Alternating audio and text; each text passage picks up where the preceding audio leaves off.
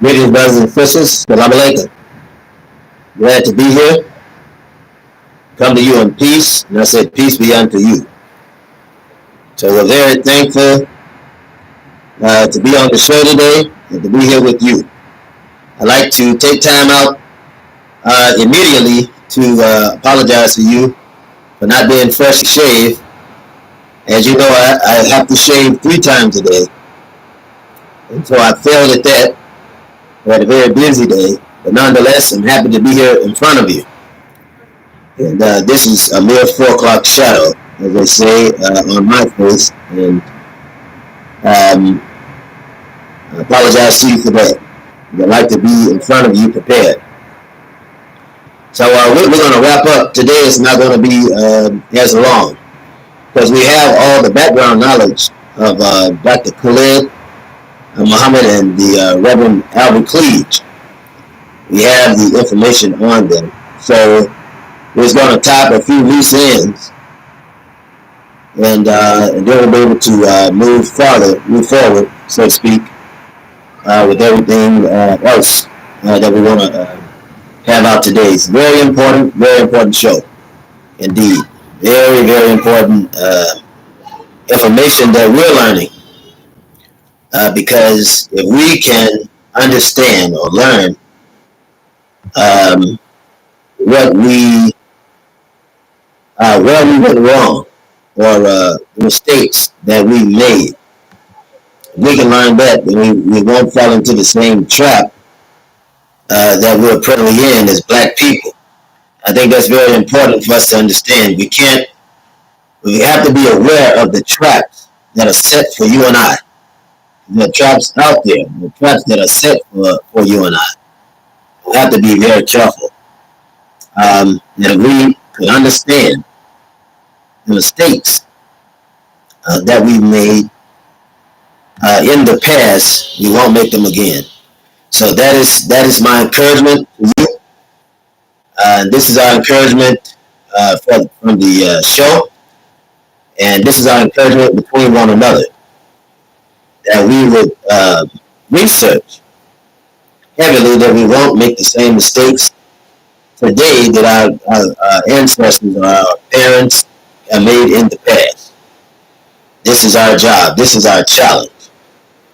So I'm very thankful today to be able to come before you and put this information in front of you. Very thankful for that. Very interesting topic today. Peace be unto you, Brother Bruce. Assalamu alaikum.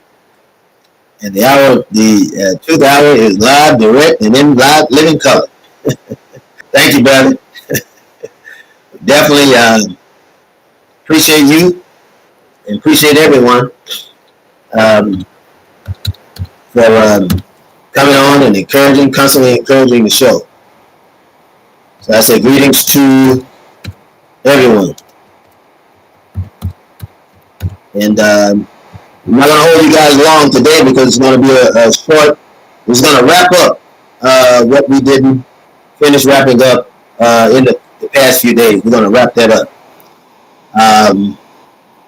Because I feel that we're given a second chance, so to speak. And where Dr. Khalid has brought us, and I said has, right? Because the spirit transcends and never dies. The body may die, but the spirit never dies. So where he transcended in his progressive stance in the movement. And we've learned what to do in these occasions. We've also learned what not to do, which I think is just as powerful.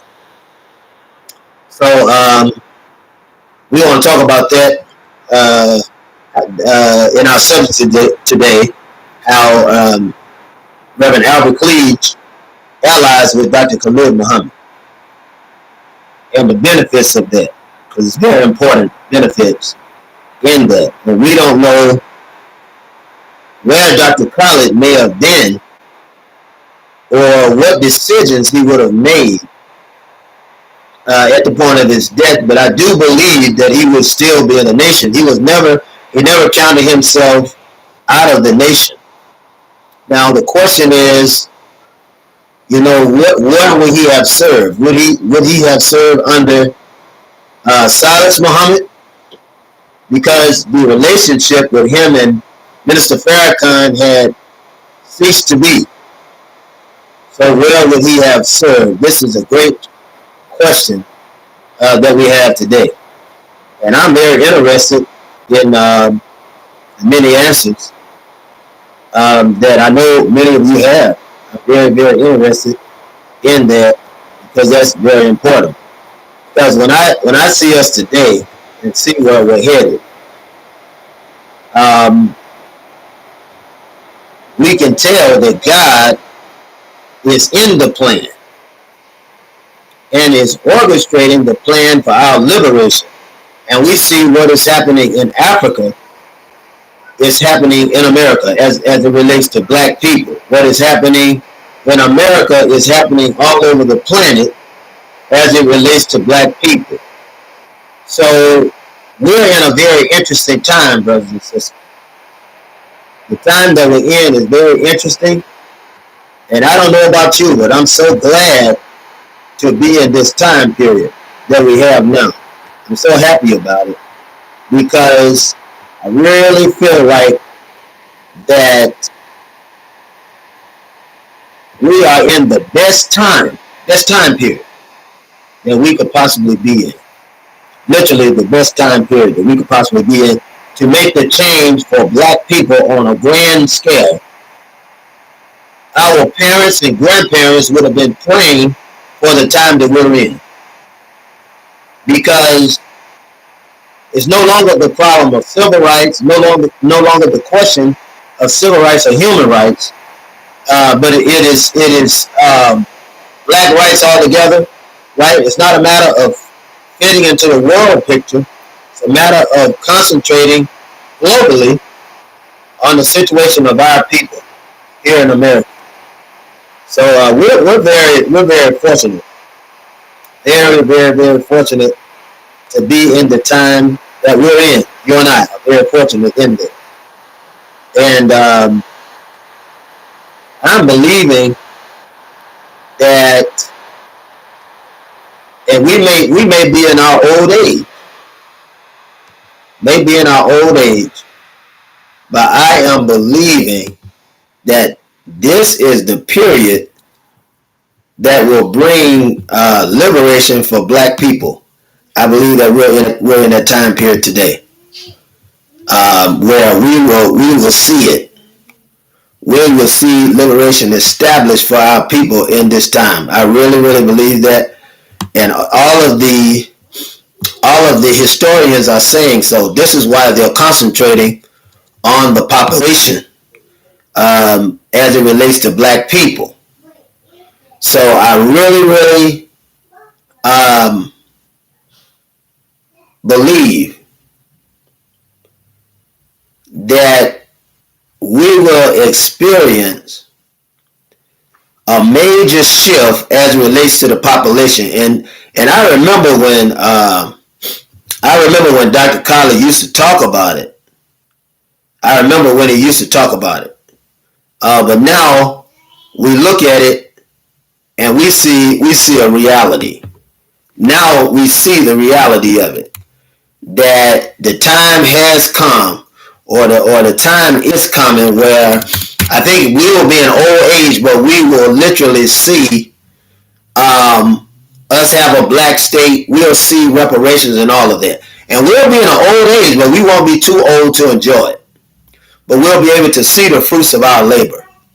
So I believe that we're in that time period where we will see that. So brothers and sisters, I'm excited. And I hope that you're excited for what God will do for us. God has plans. God has plans for us. He has plans. He has already written in time, this time that we're in. He's already written his promise for us, his people. He's already written that. So I'm thankful for that. And I also want to say, I've got a chance, you know, God work in mysterious ways, because when my financial situation was exploited, and all of my school loans, med school loans, college loans, training loans for post education, was there. There's someone that approached me that said that they would know how to help me in that way. So I'm very thankful. I'm waiting for it. Being patient to wait till they do, but all kind of good things are coming out of this. All kinds of good things are coming out of this. So I'm really, really thankful and elated just for that, because you never know how God is going to move, brothers and sisters. We just have to be thankful, have to be truthful, and we have to be honorable. That's all. Thankful, truthful, and honorable. And if we keep doing it that way, and we don't let anything take us off our path, then we'll grow into what God wants us to grow in. And I believe that. When I say God, I'm talking about the God of the black man, the God of the black race, the God of the black genus, right? The global black God is seeing our cry. He pities our every groan, brothers and sisters. He's not sitting in lackadaisy. He's not sitting in lackadaisy, but he sees our cry, and he pities our every groan. So I'm thankful for that. So we have a very interesting show today. Very interesting show today. Talk about, remember the foundation that we laid for Albert Cleage, Reverend Albert Cleage, or Minister Albert Cleage, and his warning to Dr. Khalid. His warning to Dr. Khalid. This same Albert Cleage that was familiar with Minister Malcolm had an agenda of his own. His agenda was to bind nationalism with black nationalism, with black Christian nationalism, which for him, because we have to understand that with each person, nationalism is different.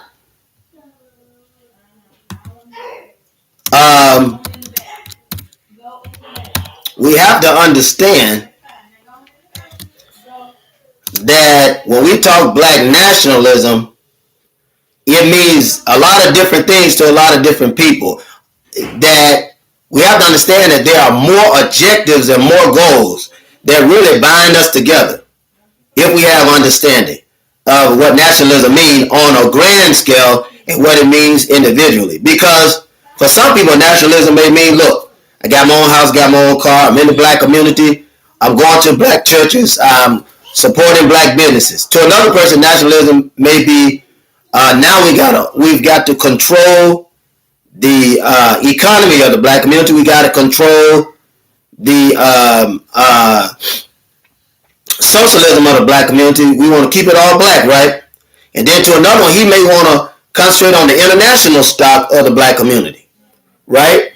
And that's good, because when we talk about Tulsa, Oklahoma, a lot of us don't know that was a challenge to the international stock of oppression. If black people have something that we can offer, all of these inventions, listen, Madam C.J. Walker, right, invented all those products. We had Garrett Morgan, he invented his product. We had Louis Latimer Peoples, we had George Washington Carver. So we had scientists, inventors, right, experiment. We had all of that.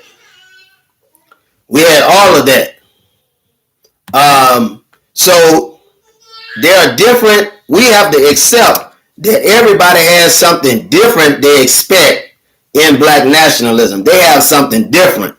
And we don't have to all agree, right, on what our expectations are, but we do have to agree on what our goal is.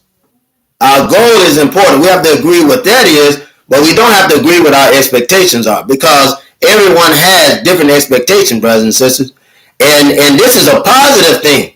This is positive. We can have different expectations.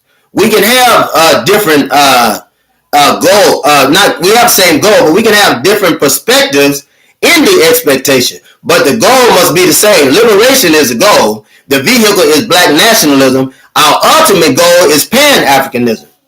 And so this is very important. This is very, very, very important.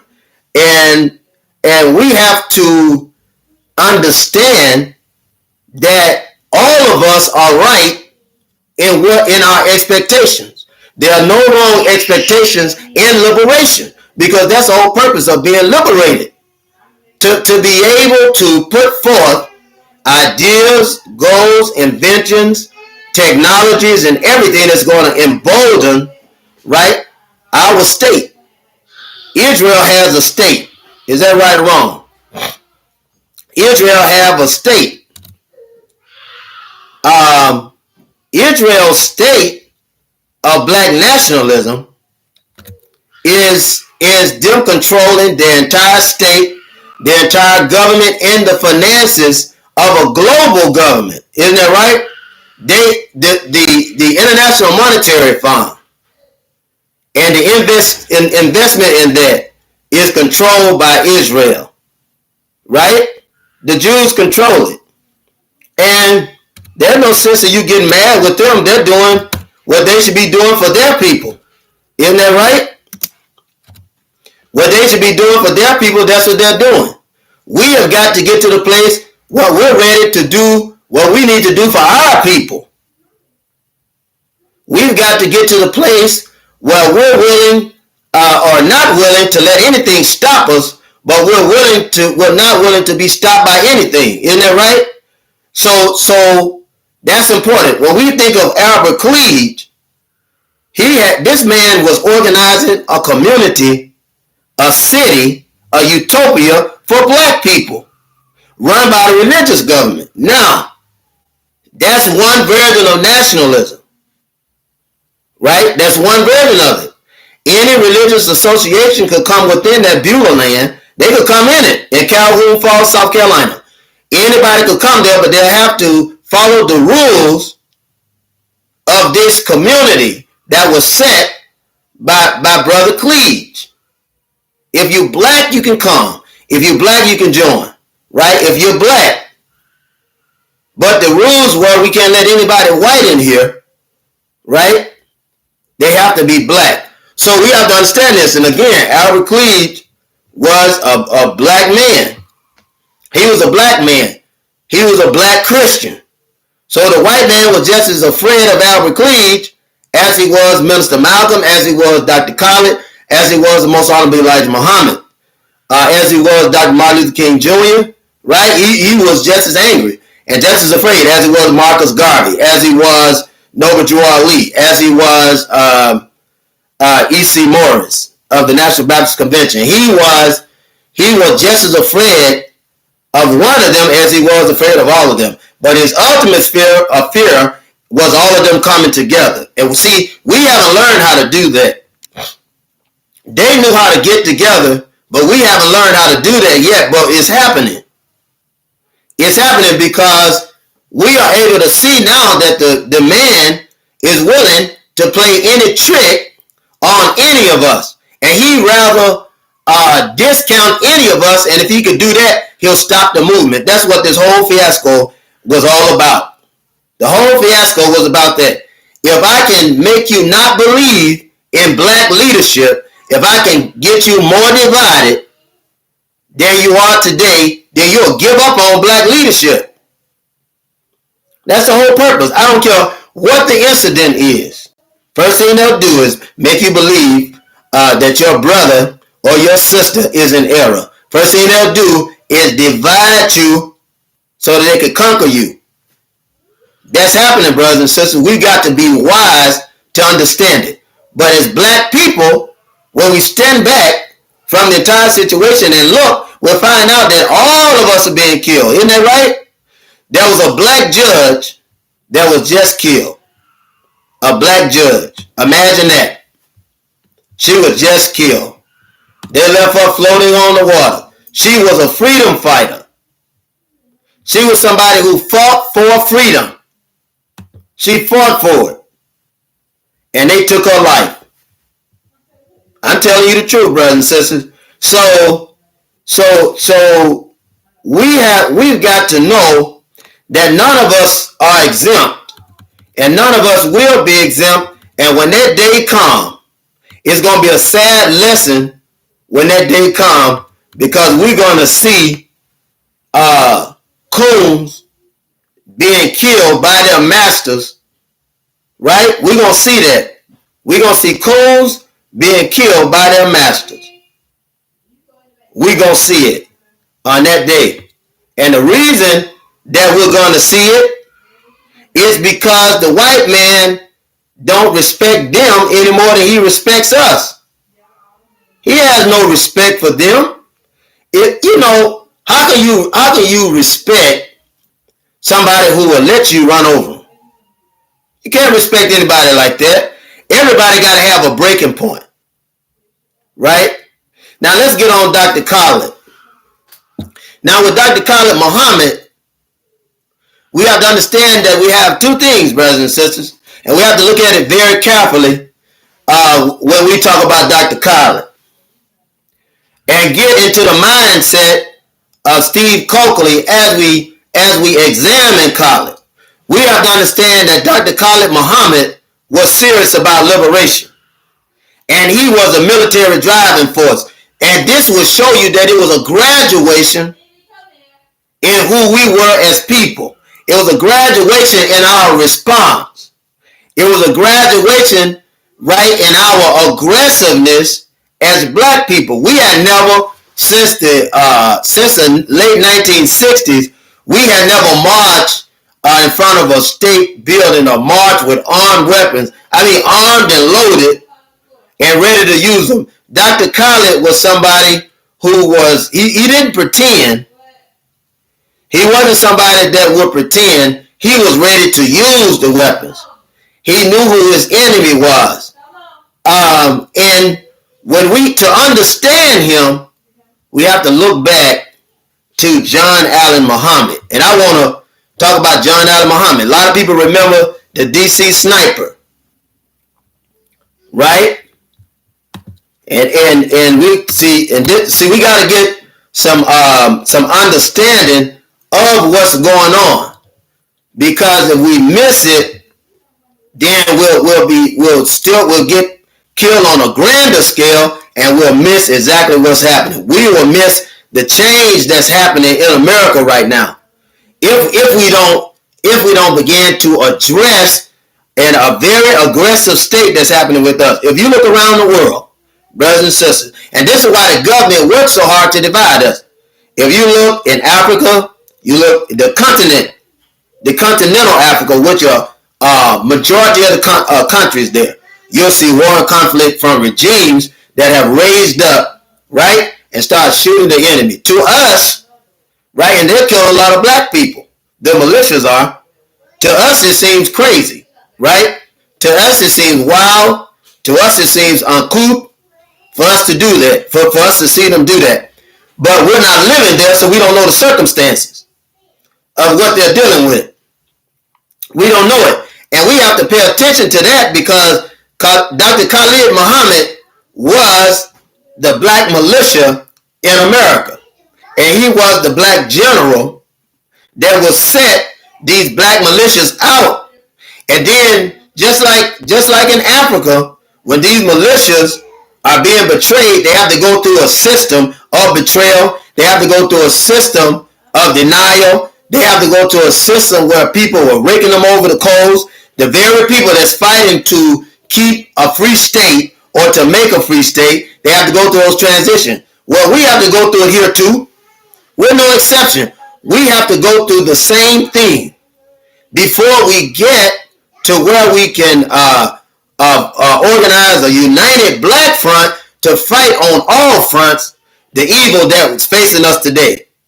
Because we have to be united. I say again, there's one reason that we have to be united. The main reason that we must be united is that they are killing us. I'm sure you would agree. Not just in America, but they're killing us globally.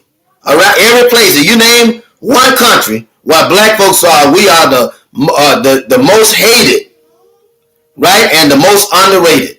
We are the number one killed in that country, no matter where it is. And this is not a mistake. This is not a mistake. That's why I don't understand how black people talk about, well, I'm going to England. I'm going to France. You know, I mean, why would you want to visit England or France? You ain't left nothing in England or France, brothers and sisters. So I don't understand what the eagerness is in visiting England or France. I mean, if you want to go there, spend all the money to go there, I guess it's your business, it's your money. But in this day and time, if you could go anywhere and understand anything, right, you should be trying to understand Africa, visit Africa, understand the politics there, understand what's happening there, and compare it to what's happening here, because the same thing is happening over there is happening right here with us, right under our nose. It may be a little less aggressive because our campaigns have become almost like movies or movie cinemas. This is what our campaigns for freedom has become. We don't campaign for liberation, because liberation is different from freedom. We campaign for freedom. And our campaign for freedom, brothers and sisters, is a real soft thing. You know, we even say in our campaigns that we can have a nonviolent revolution. That we can have a bloodless revolution in America. This is the things that we tell ourselves, because and I'm saying this not to put anybody down, but we say this because, brothers and sisters, we really don't believe that we could be free. We really don't believe in liberation, because we don't believe that we're on a plantation, and we don't believe that we're oppressed. We don't believe it. Don't ask me why, because I don't understand why. When a man is showing you every day, I mean, just take voting for instance, and I'm laying this foundation because they will understand the knowledge that Reverend Cleage, right, gave to Dr. Khalid Muhammad, and how they agreed and saw things on the same level. Because this building land that he was building, when he changed his name to Jaramonga, this land that he was building, Agami, right, Agaman, this land that he was building, he would need an army to protect that land. You understand what I'm saying, brothers and sisters? And Dr. Khalid Muhammad provided military training, right, and order, right, for security in the nation. He organized it with black nationalists. You hadn't seen black nationalists with that much intelligence, that much devotion, even from a popular standpoint of the people that followed. He made them feel like they were part of the movement. And he had the ability to militarize thousands of people. I saw it in New York when he militarized the people in New York, and the airplane had swung, not the airplane, but the helicopter had swung low. And he got lowered to the stage because they tried to drown him out. And Dr. Khalid organized people with a microphone, a simple microphone, about 6 to 9 blocks. If you were to stack them up, that's how many people were out there. They said that there was only about 6,000. That's not true. That's not true. There was way more people out there than that. Way more people. And he militarized them with a simple microphone. He militarized them. So this ability that he had, Reverend Albert Cleage appreciated that. He appreciated the ability of Dr. Khalid to be able to do that. Now, they were destined to get together.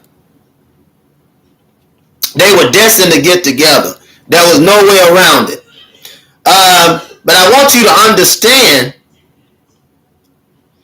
that why they understood that they had to get together. Because we need to know, and we have to be truthful and stop fooling ourselves. We have to be truthful.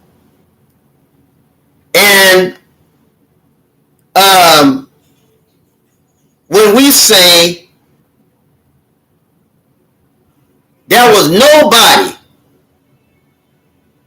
around doing what Khalid was doing.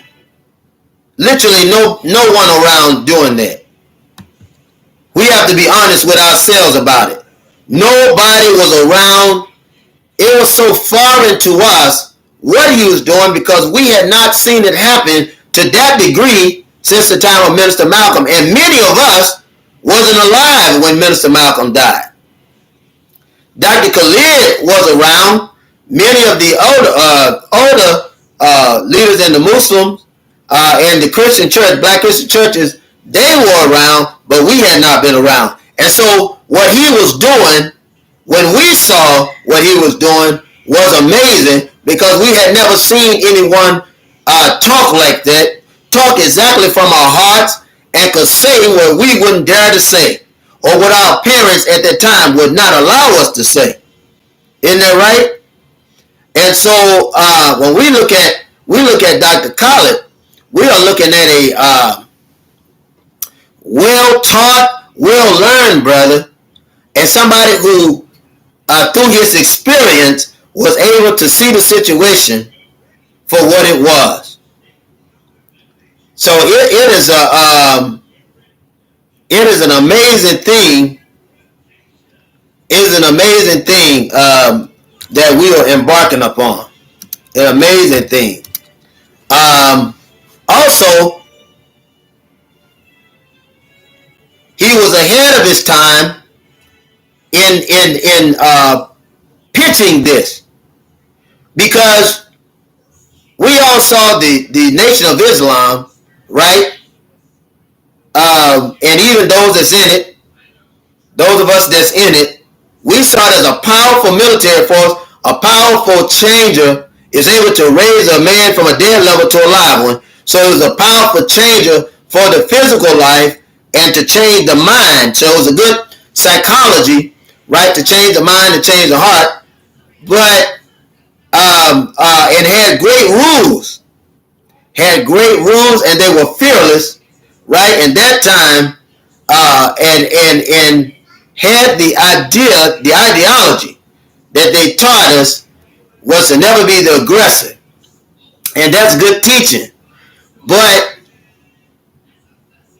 everybody asked the question, because we're forced to answer it today.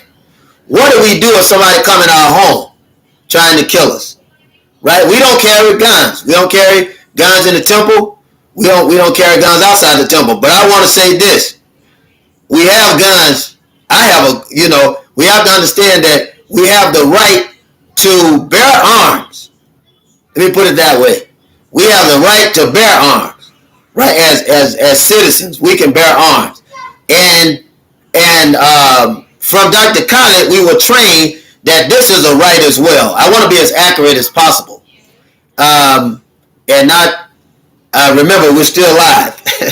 But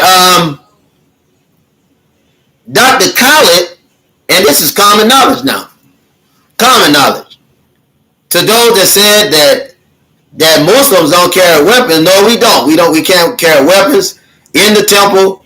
We can't carry weapons in formation or anything like that. We can't have them on us, right? And our homes is a different story. It's a totally different story. But now, let me say this.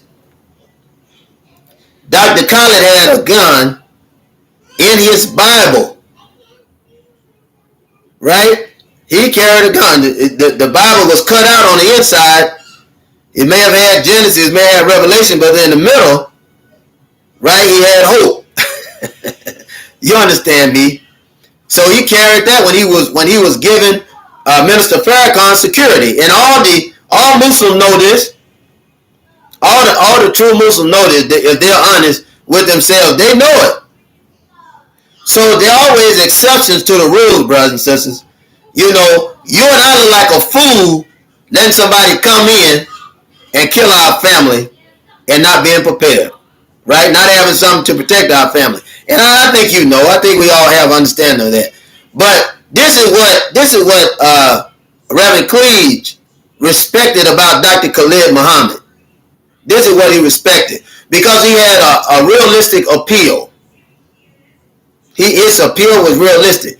And if you look at Jeremiah Agaman, this Reverend Cleage, and his African name again, Jeremiah Agaman, if you look at him, then you'll see that he himself, as a black nationalist, knew and accepted the fact that you would need an army. He knew that whatever black people built could be destroyed by white people if you didn't have an army. He constantly talked about Tulsa, Oklahoma. He constantly talked about other black cities that were drowned. Literally, many of them were ran over by dams in Louisiana, New York, a lot of the coastal regions where the dam was opened up and the water literally flooded them over. They even went into those towns, bombed them, and dug holes to bury the entire town. Even when you were younger, a lot of you heard explosions and stuff, happening, and we didn't know what was going on. A lot of those towns have been buried over the years. We didn't know anything about it because, and that's what happened with oppressed people. We become less concerned with what's happening, what's going on around us, if it don't relate to black people and foolishness, us going back and forth with one another. So we have to begin to question our responses to one another inside of this plantation. And this is what Minister Cleage was thinking about when he talked to Dr. Khalid, that we have to get areas on this plantation because we're still on the plantation.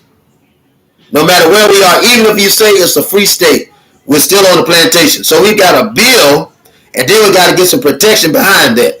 But the ultimate goal is to take over. And we get a lot of black people. You understand his mindset, the mindset of Minister Cleage. If we get a lot of black people in one area, we're able to function in that area, right? Pool our resources in that area, and we can run for office, right? If we got all black people in that area, we can run for office, run for mayor, run for city council member, run for whatever the position is, judge. And if you got a bunch of black people in that area, you shouldn't have, if they're all black in that area, you shouldn't have anybody white in the positions. You understand what I'm saying, brothers and sisters? And we won't have anybody white in those positions if everybody is black serving in those positions. And this is the first act of regime change. This is the first act of revolution. We can have just a revolution with just marching around and we'll never set anything up in any state. We've got to have our base set. And your base has to go further than just your community.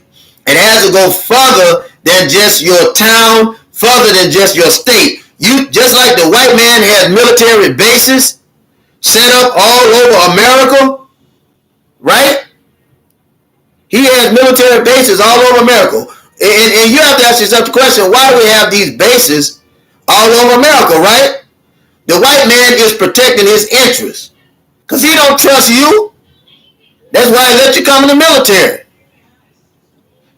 It's the truth. I've been that dumb. I've been that dumb. With all the teaching, I've been that dumb. And I want to make sure that you don't make the same mistake. I'm just telling you, brothers and sisters, that's the reason why he'll put you anywhere as long as he's in control of it. But when you look at a military base, you have to understand that that base is there for national security. When they shot up Elaine, Arkansas, and shot up black people, I'm talking about they shot up some 300 to 500 black people in Elaine. The number has not really been told. How many black people they killed has not really been told. But they could do it because if there was trouble in Elaine, they called the Arkansas National Guard and said, look, we got niggas running crazy over here. They just said in the paper that the niggas have decided to kill white folks, and you better get over here quick. You better get over here quick. We have to put them down so we can be an example for the rest of them. We have to restore law and order. Right? Is that what they say when they get on the horn? They'll say you'll cease and exist, cease and desist. Isn't that what they say? They want to bring order back to the community. Not order for me and you. but order for them so that they'll be able to sleep at night. Because they know the minute that you get it in your head that you gotta defend yourself, it's all over. It's all over. And the white man cannot win a guerrilla warfare. He can't do it. Because it don't have any rules. A guerrilla warfare don't have any rules. And for those that say, well, he's being a troublemaker now, how am I being a troublemaker when the white man is killing us? He just killed a 23-year-old kid, a child. Well, he's a young man. But somebody's baby, somebody's child, they just killed him. 23 years old. 23. And they just killed him. And you still got people talking about we're causing trouble, or those of us that are trying to do our best to stand out, trying to do our best to save black people, because that's all you can do is try, right? Nothing beat a quitter except a trier, right? That's what the old folks used to say. And we have to get it in our mind. We're not free. We won't be free until we make ourselves free. That's first thing. Secondly, we've got to do what? Understand where we come from, understand who we are, understand how we got here, understand what condition that we're in, understand what we must do to get out of this, and understand what we have to do after we get out of this. Because, see, we have to make a base here, and then not only that, but we'll have to go to Africa, right? We'll have to go to Africa and make a base there. Our brother Truth said, knocks the brain out of falsehoods. Pete. Appreciate it, brother. So even the Africans in places like Ghana, Nigeria, you name it, that have allowed these white people to come over there, usurp businesses and authorities over in those areas, you'll find out that when we get to the place where we are able to maintain, not just take, not just build, but maintain what we built, you'll find out, you can't do that without an army. You can't do it without an army. You'll find out that these individuals will begin to take pride in what they're doing and protect what they have over there. You'll find out. You got today, if you look in the media and everything, everybody follows the African American, right? Everybody follows the black man in America. All around the planet, you got white women now putting man tan on. Asian women now putting man tan on because they have self-hatred. I mean, and I don't blame them, because if I was white, I would hate myself from all the evil that they do in the history of killing black people. I would hate myself if I was white. I love being black. There's no better thing in the world to be black. Hell for me would be to be a white man. That would be hell. And you got people today that are bleaching their skin like Sammy Sosa. Now you know how dark Sammy Sosa was, right? Isn't that right? He was dark. God bless him with that darkness. He had the blackness of a car tire. He had the blackness of a car tire. What did he do? He went and dunked himself in some bleach. Can you imagine that, brothers and sisters? The amount of self-hate that you would have, that you would bleach yourself to become looking like the white man? That you have that much hate that you go out and buy a wig, spend all this money on this wig, and taping it on your skin, ripping your skin out, literally ripping your skin out to make it look like you got straight hair. Can you imagine that? Right? Instead of being thankful with the hair that God gave you, that you put on these, and I'm not talking about anybody that does it.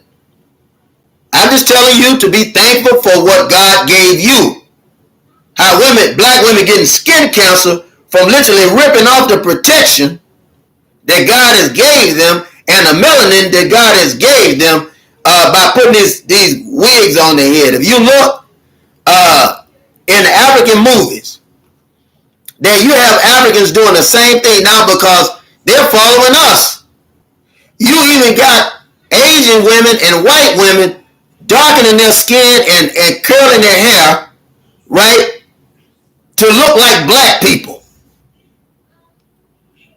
That's how powerful you and I are. That's how powerful we are. Now, understand this. In the 70s, we had pride. We had black pride in the 70s. We had black power in the 70s. We understood the reason that we fought to keep black businesses open. See, this is how the Most Honorable Elijah Muhammad, this is his teaching that made black people have pride in themselves. But he wasn't the only one teaching it. Look, you had E.C. Morris teaching it. You had of the National Baptist Convention. You had Charles Mason, right, of the Church of God in Christ and the progressive religious movement, right? You had Marcus Garvey teaching that. You had not only was it Garvey teaching it, you had Noble Joy Lee and his people teaching that. All the black people, right, no matter what the religious leader or figure was, no matter what the political leader was, the idea was the same. The black nationalist tactic was the same. Build up black business, employ your black people, pull that wealth in the black community. All of them had the same understanding. The very same understanding. There was a man, Robert F. Williams. How many of you all remember Robert F. Williams, brothers and sisters? Robert F. Williams had a book called Negro with Guns. He didn't say black men with guns. Understand what he meant. Because he used to be part of the NAACP. But he got tired of the white people jacking him around. He got tired of the NAACP leading them to court, and many of them being shot, being killed, and all of that, and they didn't have a weapon on them. Didn't have no security, no defense. He grabbed a gun. Right? He started defending black people. Right? He was a part of the kissing case. Right? Where they were these young black boys had kissed these white girls. Right? And they said that they had raped them. And they were going to try to lynch those boys. Robert F. Williams sent the boys out of town. He got men with guns. Got brothers that were strong enough to pick up guns to tell them to defend the black community. See? And when we get guns, brothers and sisters, right, our duty is not to knock over black business, right? Our duty is to protect black people. That's our business. When we have a voice, our duty with that voice is to build black people up, right? If any dangers come, to explain that danger so that they won't find themselves in that situation again. That's our duty. That's our duty. So God talked with Albert Cleage to get in touch with Dr. Khalid to build up an army to be able to protect not just Beulah land, but to be able to protect black people in general. And Dr. Khalid had been doing that even when he was in the nation. Dr. Khalid had that understanding. John Allen Muhammad was also a part of the Nation of Islam. He had joined in 1987. Right? His name was John Allen Williams. He was a military vet. Right? John Allen Williams was a military vet. Right? And he was convicted, they say, allegedly, they said that he was convicted of murder from Baton Rouge, Louisiana, right? And they said, along with his accomplice, partner, right, Lee Boyd Malvo, who was 17 years old at the time. Malvo was a native of Jamaica, right? They carried out the D.C. sniper attacks, right? October 2002, right? Now understand this, that John Allen Muhammad joined the Nation of Islam in 1987. Dr. Khalid Muhammad was in the Nation of Islam, right? 1987. In 1987, he had left for a brief minute because the government had put him behind bars. Let's just put it that way. We'll talk about that. He was basically framed for something that he really didn't do, and the government took an opportunity. That's what they do, make you look guilty, put it behind bars. Now, Khalid Muhammad had under his training for the FOI, had organized the psychology of the Muslim as a defense team and a strict trained military force, right, on the streets, in the temple, and in their community. They were noted to bring results. Now, this John Allen Muhammad, right, who was convicted of killing, 10 people, was arrested in connection with this October 24, 2002 DC sniper attack. Following the people's alert, the citizens had alerted, the people that are alert the government about these killings. We don't have any idea of what was really going on. I want you to understand that. This is very important. And I know I'm not blowing it off. I'm not blowing it off at all. I want you to understand that. But what I'm saying is, it seems strange to me that this brother would just go off on a rampage. That seems strange with me. Now, we can call, and I want you to understand this, because when you get into the scope of the black man in America, and when you get into the scope of self-defense, we have to understand that we have different takes on self-defense tactics and all of that. We have different takes on it. What the white man sees, we may not see eye to eye. That doesn't mean that we would justify an action as righteous or unrighteous. But what I am saying is, the white man see things through one perspective. You may see it through another perspective, because that's dealing with the oppressor and the oppressed, and those will never be on the same scale. The oppressed will always be lower than the oppressor, right? Because the oppressor, because he controls the plantation, has a different mindset than you and I. However, they classified it as psychopathy, right? Like he's a psychopath, right? And serial killer. They don't really even know if it meets the qualifications of a spree killer. It's debated by researchers, because here's somebody who is in a system that has oppressed them. He may have been dealing with post-traumatic stress disorder associated with war, right? And when you mix that in with oppressive disorder as it relates to race relations, you got a volatile mixture there. Because I want you to understand, whether you're in the military or not, you're fighting in the war. Whether you're in the military, whether you're a soldier or not, in America, you're fighting on the front lines in a war. Every time you stand up for justice, every time you stand up for righteousness, you're standing in the middle of a war. I just want you to understand that. And it's important for you to understand it.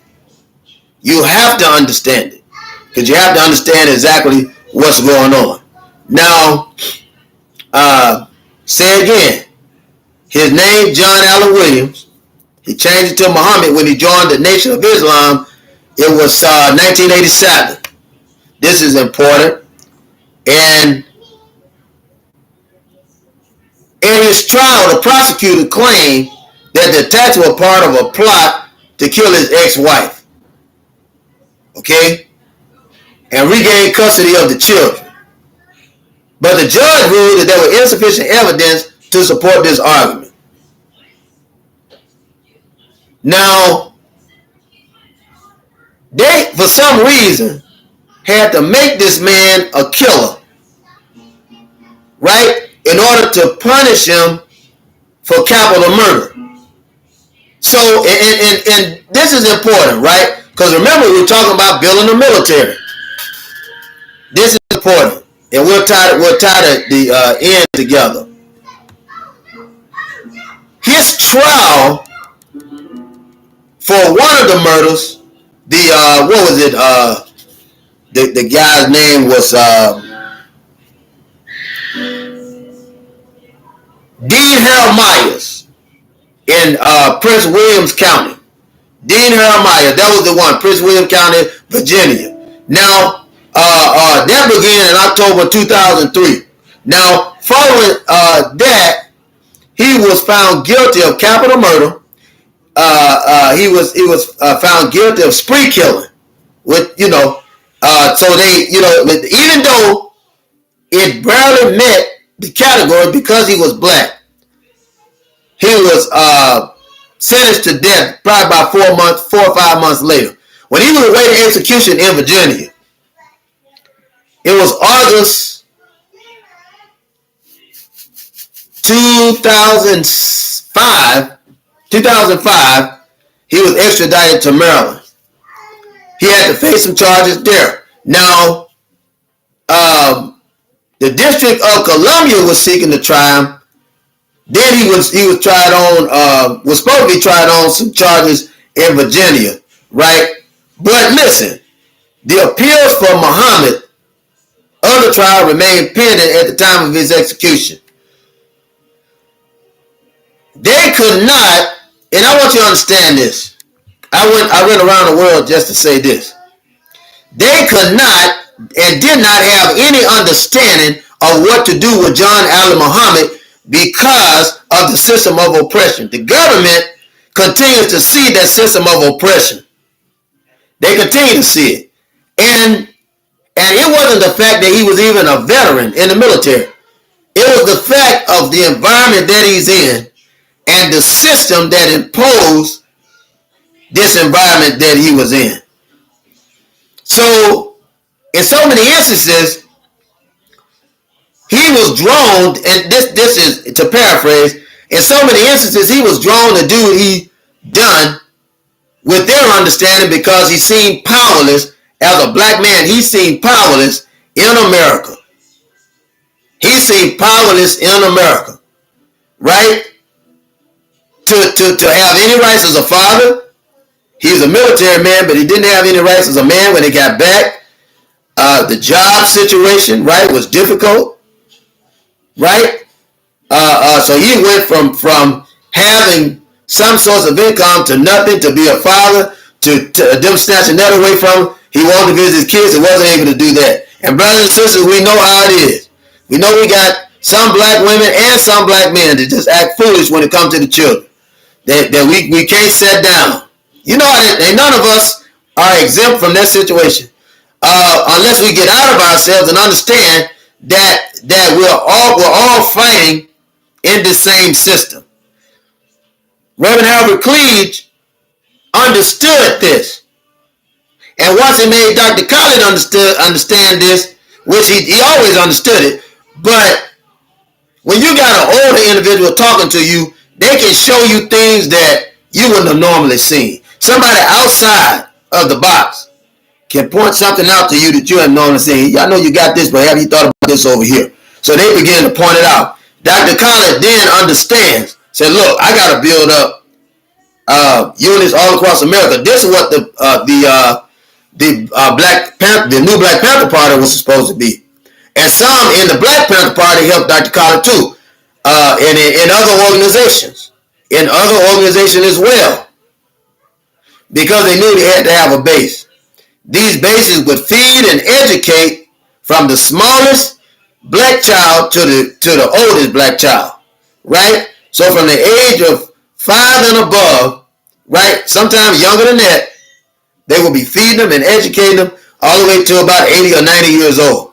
What can I do, right, to help this situation? Almost like a disciple asking Jesus, what can I do to be saved? Isn't that right? I told you that all of us got a little bit of Jesus in us, right?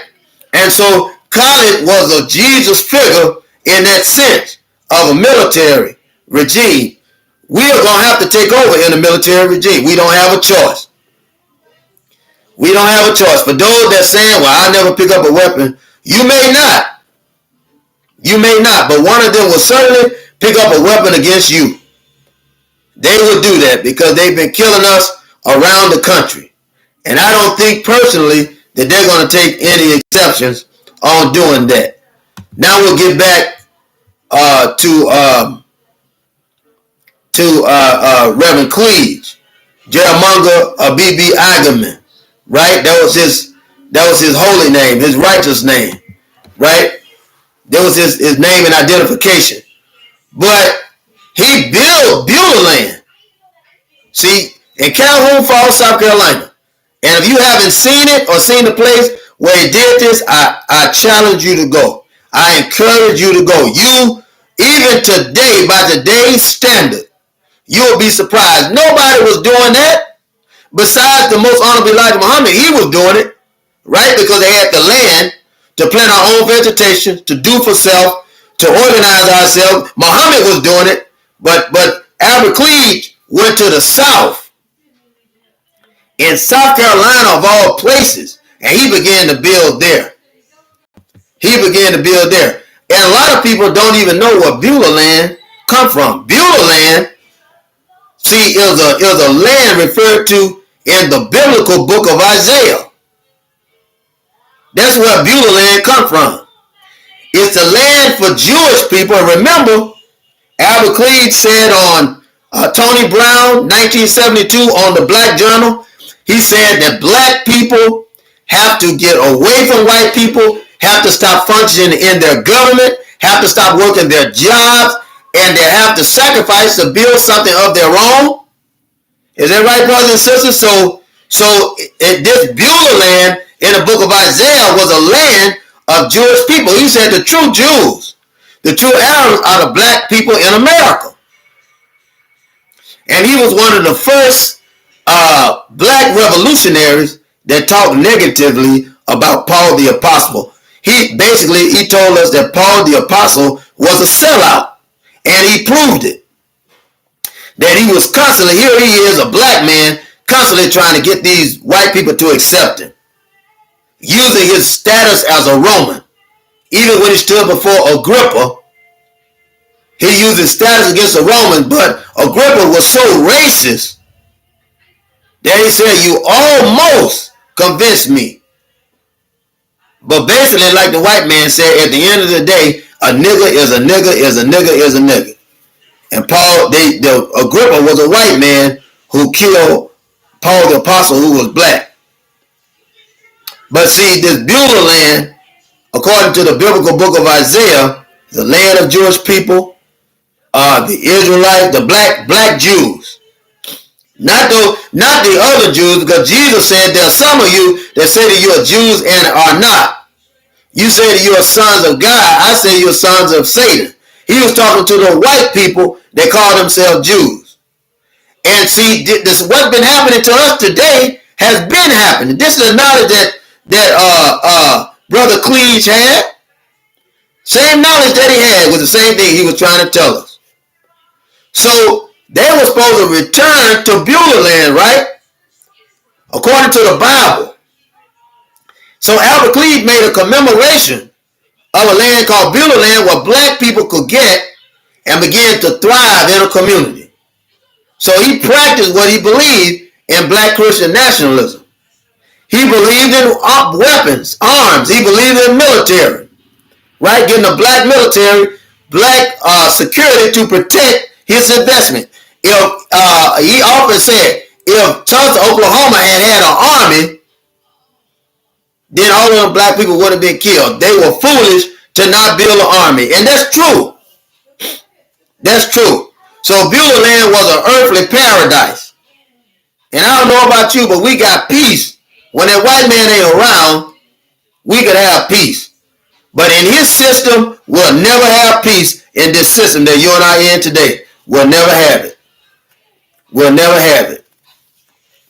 So Beulah land is referred to as an earthly paradise, and this is what Brother Cleage was into doing, was building an earthly paradise. We've got to build up for ourselves like the white man is building up for himself. We will not get around it. I don't care how nice you are. I don't care how much you lick that man's behind. I don't care how much you lick his boots. I don't care how much you kiss his feet. I don't care how many white women you sleep with, how many black men. At the end of the day, you're still a nigger to the white man. If you don't believe that, You can pull up columns of episodes of interracial marriages that have led to death. You can pull it up. Countless episodes where this has happened, brothers and sisters. Countless episodes where it's happened. All because brothers and sisters are not willing to see the truth and know the truth. They're not willing to do it. So we've got to get wise today. We've got to get wise. Build up a military so that we can protect our people. It don't have to be big starting off. You can start off with 5 people. Start off with 2. The Black Panther Party started out with two individuals, Bobby Seale and Huey P. Newton, and exploded to thousands. Right? Jesus had what? 12. Jesus had 10, 2. So he had 12. And what happened? I said 13, but I was thinking about Judas. Judas had betrayed him. So initially he had 10 plus 3. 10 plus 3.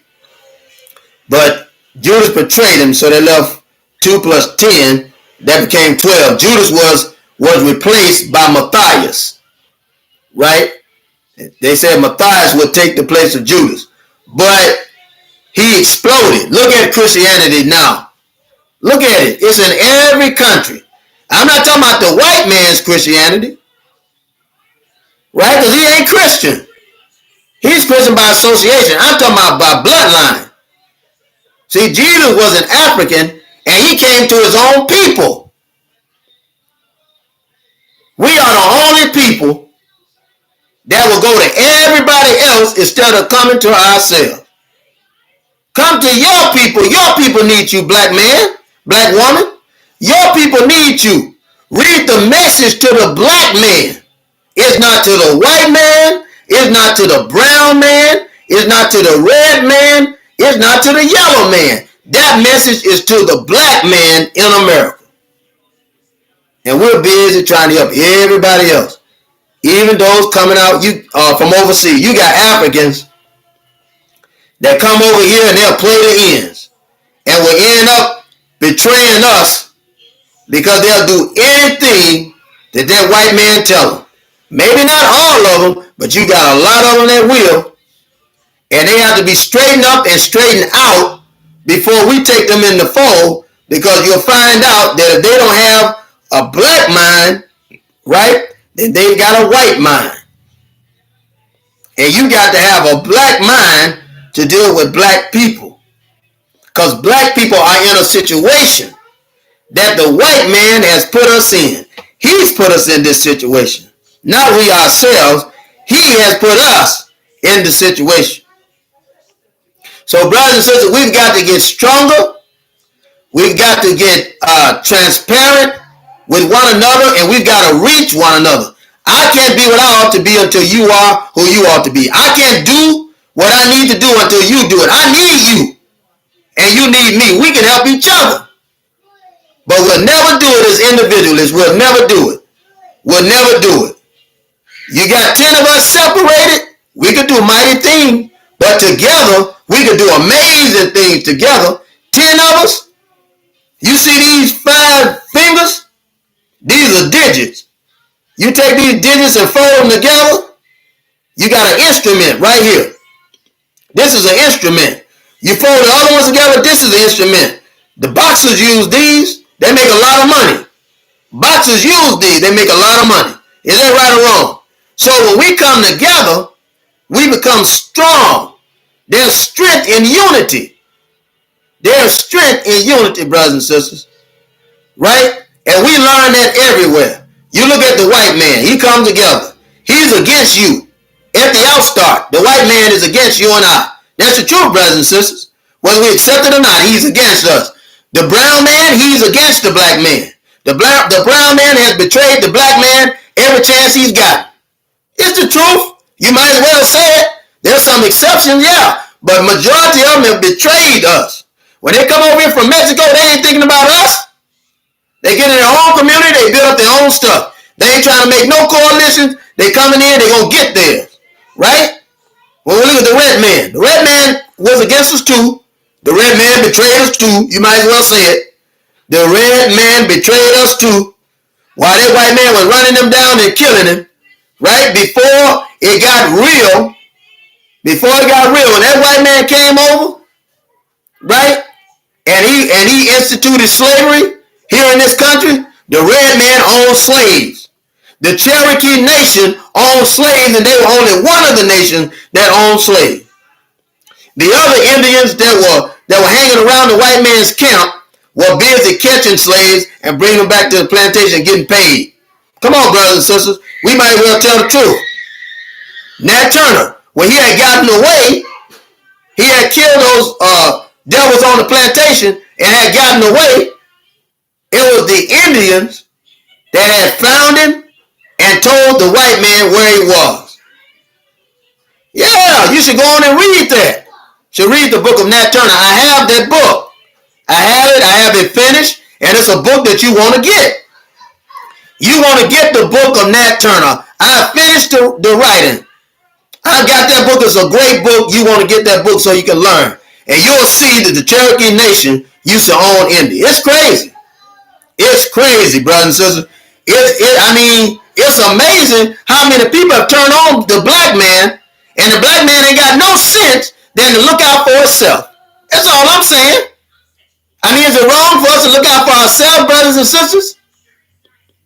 That's not wrong for us to look out for ourselves. Peace, Brother Marcus. Greetings, brother. It's not wrong for us to look out for ourselves. We got to look out for us.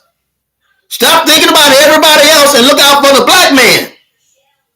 And they'll go around telling you that I'm talking violence. You out of your mind to say that I would be talking violence and the white man is shooting you down every day. And here I am, a black man, right? Trying to protect my life and the life of my family. You out of your mind. Out of your mind. Our brother Larry said Blackstone slave too, brother. So we see, brother. We see that we will not have or not gain anything thinking about everybody else. We'll never gain it. We need to start thinking about ourselves as black people. Once we start thinking about us, then we'll be able to gain an interest of getting what we're supposed to get as black people. We won't be out there begging for reparation. We'll be taking reparation. We'll be building up our black business, right? Because the first level of reparation is repairing ourselves. We got to repair ourselves. We got to repair ourselves, brothers and sisters. We're broken. We got to repair the black community. We got to repair ourselves. And once we repair ourselves, then we'll start repairing our community. Not the white man's community. We'll get out from his community and start building our own community. Isn't that right? We'll take over, right, areas with our population. We'll go in those states, and all you got to do is just move there. All you got to do is, Atlanta is just one example. Detroit is just one example. That's just one example. Philly is just another example. These are single examples. But if they're all on the same sheet of music, you don't hear me. I said if they're on the same sheet of music, we got bases around. So when something pop out, we can defend ourselves. And in the black community, no matter where we are in the black community, then we'll be able to defend it by telling brothers and sisters, get guns to protect your family. That's all you got to do. It's easy. You ain't got to march all around. If those areas where people were getting killed, if they had guns, brothers and sisters, if they had guns in those communities, I don't care if it's the lowest ghetto to the highest suburb, if the black people had guns, if they're shooting back, the white people that's coming in to shoot them, these white people will stop thinking they can come in and kill us. If our black stores have weapons, our black institutions have weapons, have security, the white people will stop coming in to kill us. But as long as you allow them to kill you, they're going to kill you. That's all I'm saying. I'm not telling you to go out to kill anybody. I'm telling you to defend yourself. You have the right to self-defense. I'm telling you to do it. It's foolish for us to leave it on a few people to march around in the communities, right, expecting to police those communities. That's foolish. That's foolish, brothers and sisters. Peace, brother Shabaka. Peace be unto you. One love, brother. Peace and unity. Power and Pan-Africanism. It's foolish for us to do that. We'll never get any results. We'll never get any results. But the minute that you and I come together, right? I told you, these fish, you got 5 digits. 5 digits right here. You just bring them together and you got a weapon. You got a weapon. Another 5 digits, bring them together. You got a weapon. You're a mighty boxer. Muhammad Ali made money off of these digits. Isn't that right? Isn't that right? They were united. He united his fingers, made a fist, and made more money than anybody could kick. More money than anybody had ever seen in their own life, right? From these digits. You still the same way, man. You're the same way. When black people come together, we are a mighty force to be reckoned with, right? Build up our own institutions, protect our own institution, right? Stop spending money with the white man, but we've got to start somewhere. Brothers and sisters, when we were younger, we had, last thing I want to say to you, I want to say this to you. When we were younger, we had every community, black community that we were in, had candy stores, if you remember that. There were candy stores in the black community. Old people had opened up the front room and made candy stores, literal candy stores. We could go in there and get candy, get freeze pop. We could go and get a sandwich if we wanted, go and get some burger or whatever else we wanted. We could go and get it. In the North, it was the same as the South. Black people were doing for self. It's that easy. It's that easy for us to do if we would do it, if we would come together to do it. So this is the thing that Cleage was saying. We have to just get together and do it. Stop waiting on everybody else. Stop trying to help everybody else and get in and do it ourselves. And he needed Dr. Khalid to organize that army so that this would be useful, so we could do these things. And this is what we felt that when they closed black business, they integrated, the black businesses were over. Once they integrated, the black businesses were done. Integration is the biggest mistake that we've made. That was the biggest message that Albert Cleage gave to Dr. Khalid Muhammad. He preached it often enough. He preached it to Muslims as well as Christians. Integration was the worst thing that we ever did. Integration. And by him being with the shrine of the Black Madonna and believing in separation, and the Nation of Islam preaching the same thing, they could come together and recreate the catalyst and get the word out about separation. You should be preaching separation right now. That's what we should be doing. So brothers and sisters, I just want to thank you for coming in. I told you I wasn't going to hold you long.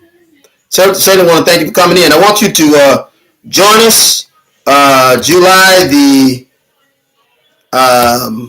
believe it's the 28th.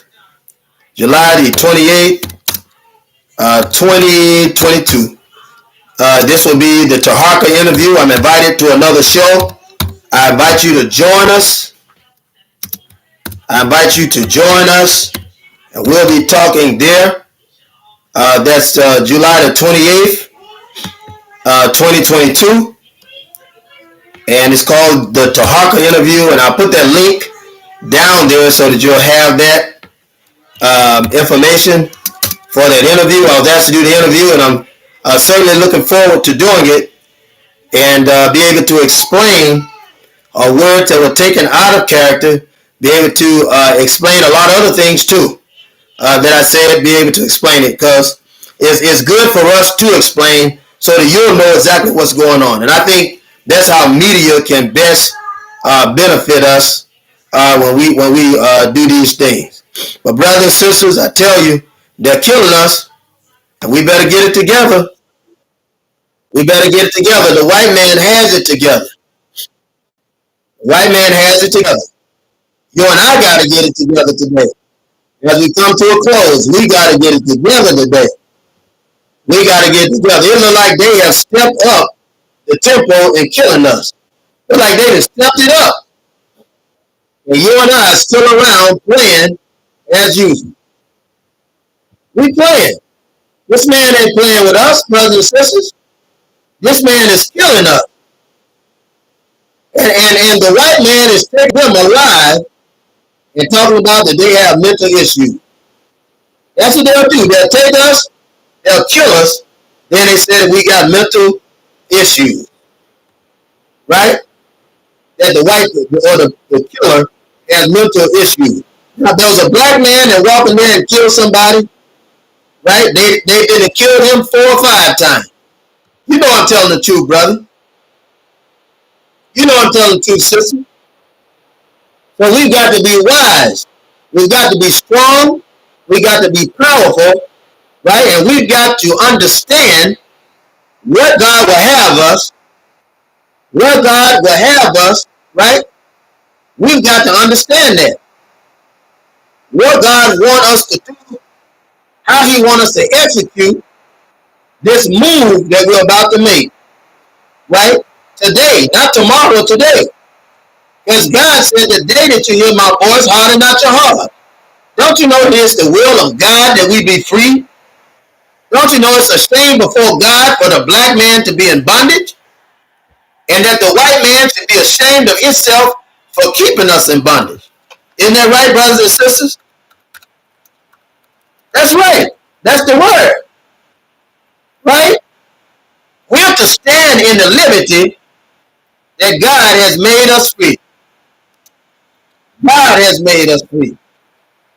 And we won't get freedom, we won't get justice, we won't get equality without liberation. There's no way for us to get it, brothers and sisters. No way for us to get it.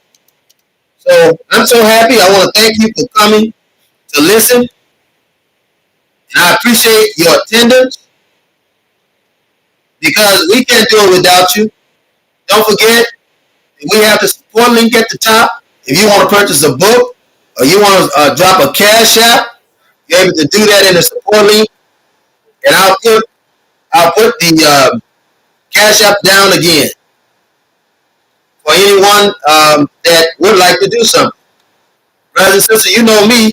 I'll be doing God's will and doing his work. If I didn't have any help, I'll do the best that I can. But we need your help. I'll definitely tell you that. I will never tell you that we don't. Because we're going to do the work of God, but we can't do it without you. And what you're doing, we're praying, and we know God will bless you to fulfill it. God will bless you to fulfill what he has given you a vision to do. It's time for us to stand up. We can't be afraid of the white man. We can't be afraid of the white man. Don't fear the white man, fear God. Don't fear the white man, brothers and sisters. Fear God. We have to fear God. Our God is a jealous God. Isn't that right? Our God is a jealous God. He said, I have no other God before me, brothers and sisters. We got to fear God. We got to fear God. We made the white man God.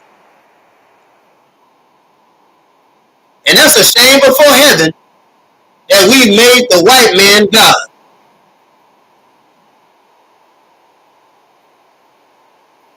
God said, I have no other God before me. Isn't that right? That's what God said. So that's the encouragement I want to leave for you, brothers and sisters. Just continue to be strong and fight in the strength and might of the power that God has given you, because God has not given you the spirit of fear, but of love, of power, and of a sound mind. Brothers and sisters, if you can do that, you'll be well. It will be well with your soul if you can do that. Not your dead soul, but your live soul, brothers and sisters. Because God has called you and I to a purpose. And that is to do the will of God, right? That none would be lost, right? That none would be lost. And I'm so thankful. I'm so thankful to be in this period where we will see God work and bring these things to fruition with our own hands, with our own mind. Isn't that right? With our own feet. God would allow us to build, think, and move in righteousness to bring his truth, right, and to live into the great beyond. And that great beyond is not some fairy tale coming out of the sky, but it is the religious change, the religious mind that God has given us, my God, to deliver our brothers and sisters in these difficult times. So brothers and sisters, with that, I thank you and I salute you. I come in peace. I say peace be unto you. And as I said in the beginning, I say in the end, Assalamu alaikum.